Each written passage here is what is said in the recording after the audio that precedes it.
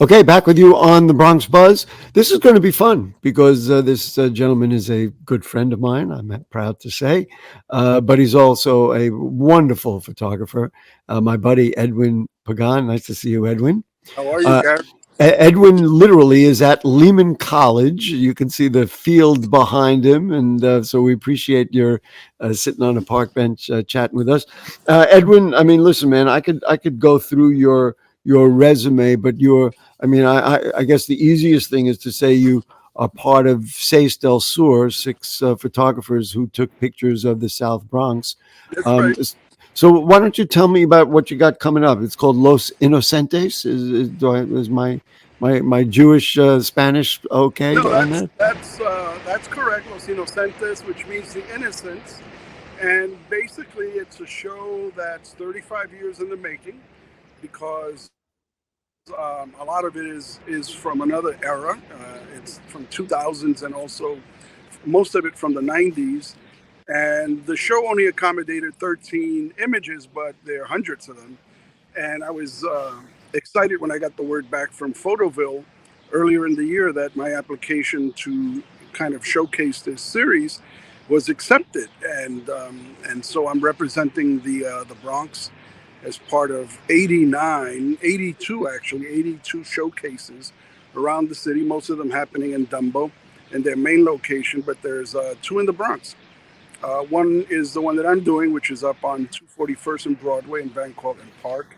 And the Point CDC also has uh, an installation as well.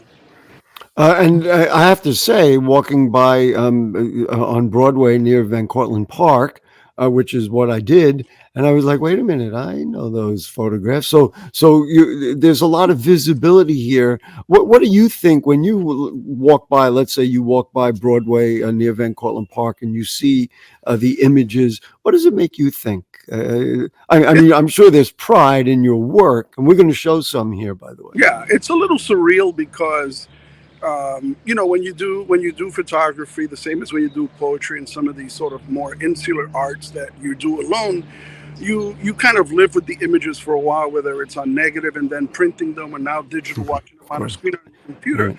But whenever you see them displayed in a gallery, it's always the novelty doesn't wear off. But and then in this case, the way Photoville does it, they print them on vinyl, and they're big as life on a fence in a park that I love. It's a little surreal and it's exciting to me.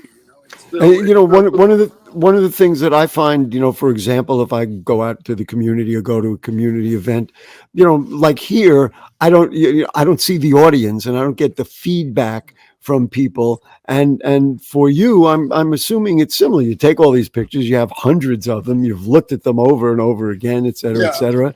And then when you put them up and somebody says, "Wow, that means something to me," I'm sure that's motivating. Let's put it that way. Oh, Um, absolutely. yeah, can we show a couple? Anderson has the magic box. Let's see if we could put something up. Just let her rip. Here you go. Want to tell us what this is? This was near the Melrose houses in the Bronx. This is in the early 90s when they were doing a lot of AIDS activism work. and, Ah, and some artists, young artists, had gotten together there with the NYCHA housing, and they were teaching these kids about what was going on in their community, wow. and also having them sort of participate by making these signs. And I kind of like this photo because I took a lot that day of that event. But there's this one young man who obviously realizes I'm not part of the group, and he's pointing at me like Oh, I'm he's the a one. I don't stranger. know, Anderson. Can we just put that picture up there again? And it What? was like, yeah, like stranger danger, like you don't Oh, belong there you here. go. You know what I like about this is here are the kids in the Bronx doing whatever they're doing, and in this case, very healthy. They're creating. I mean, it's just it's exactly what we want our kids to be doing. But in the background, there's always this looming issue, whether it Yeah, be AIDS, whether it be the crack yeah, epidemic. I mean, we know about health, all the health exactly. epidemics we've had.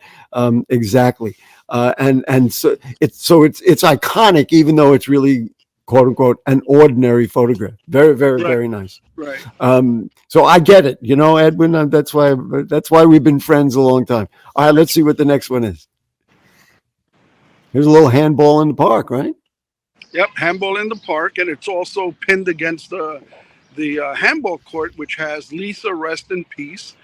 And this young lady also was a young victim who died around that time, died in 1990 of AIDS, AIDS complicated condition, obviously passed on either through, I remember, I think it was through a blood transfusion. And Wow. the graffiti writers in the area did this sort of mural to her. And when I found out in the newspapers that it was up, I went, and that's near Prospect Park. I was going to ask you what park it was, but again, gee whiz! After two photos, we've got a nice theme going. Here's Mhm. a guy playing handball, but what looms around him, and those of us in the Bronx who know what looms around us all the time, because there are issues that we stand strong on and fight for, et cetera, et cetera, and that captured it. All right, numero tres, third picture. Same Yeah, kind of thing. Go ahead. exactly. This was a protest that they were doing by the Bronx Clean Air Coalition to sort of protest the Lebanon incinerator that was in Oh yes. Haven. And they eventually shut it down, but this is like an event that they went through the streets. There were hundreds of people. And out of the shots that I took, I love this one again because it's symbolic. And the mother and grandmother had the kid's mask. Obviously, it's not plugged in as they're walking, but it's symbolic. And then in the background, there's someone carrying a casket to sort Anderson, pop that up of. again. I want to see all that. Oh yes, he's carrying a casket. I didn't realize that. Yeah. Now, can we? Was this kind of staged, or can we presume this child had some airborne issues? No, the young man did suffer from asthma, Uh huh. but his grandmother and mother brought his inhaler To just make to. the show. And again, it's the same kind of thing. Now, so they were part of a protest. Exactly. When you go out to shoot, like on a, are you looking for something iconic like this that we've underscored, or are you've been around long enough and you're good enough and your eye is good enough, so you just kind of end up taking a million pictures and now you say, oh, well, this one works. Yeah, well, I mean, in this case, in the case of the march, I knew it was happening. Richie Perez, which was one of the organizers, had told us that it was happening, and I went knowing that there would be good material there. But you kind of look at what's going on, and you learn to sort of kind of get in front of people and get the shot and get out of their way. But in some instances, what I used to do a lot in the mid to like sort of 1990, 1992 was what that I just used to walk around the Bronx, and I would just come across things a lot of times, especially in the summer. There's always something going on in the summer, and there was always something to document. And you always had your camera with you. Always, always. Always. Okay. Bad question. Do you have it with you now?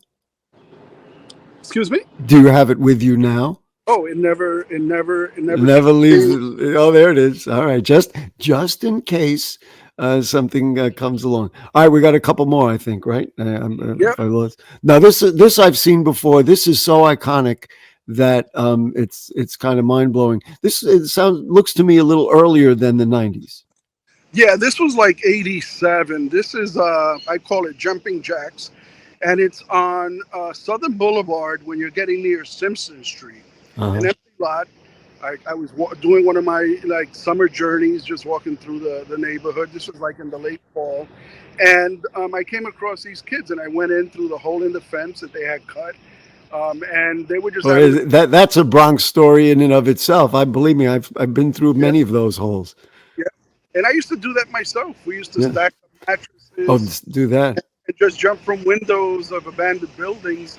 And that was one of the things. We didn't have the resources or the playgrounds. Maybe the swings were rusted brown because So you made your own fun. I mean that really is the bottom line. The other thing about that picture, they say, well, the Bronx is burning. The Bronx had already burned, and this was right, after that fact.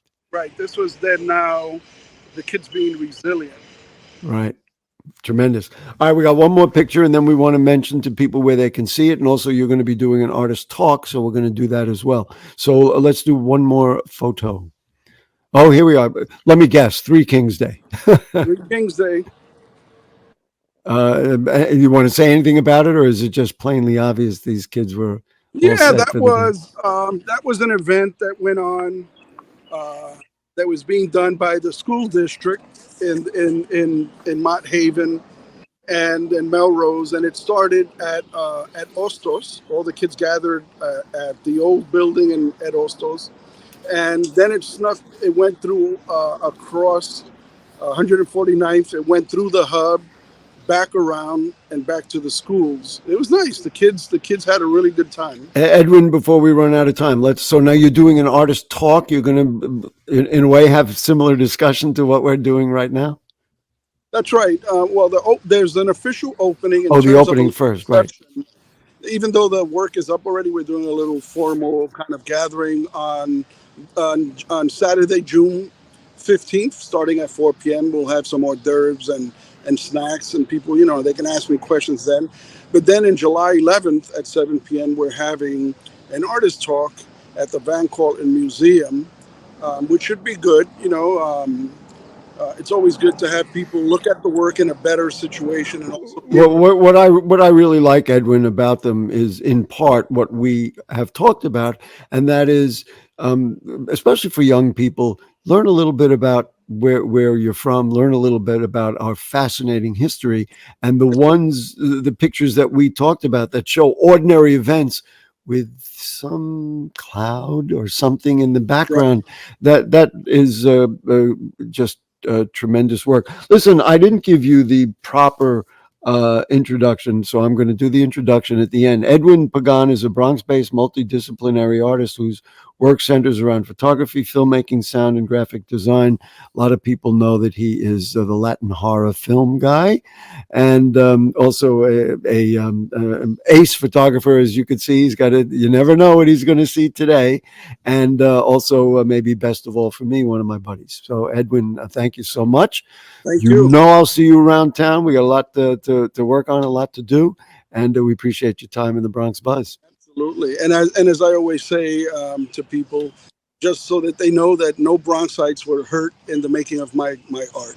Ah, there you go, there you go. Especially now that there's digital technology, you didn't have to go and run the film through the liquids. Anyway, that's it. Listen, we want to thank Patrick Sposter from the City Limits, who joined us earlier in the program. And that's it for the Bronx Buzz. And you know what we say: if the curtain don't fall and the creek don't rise, we'll be back next week. Good night.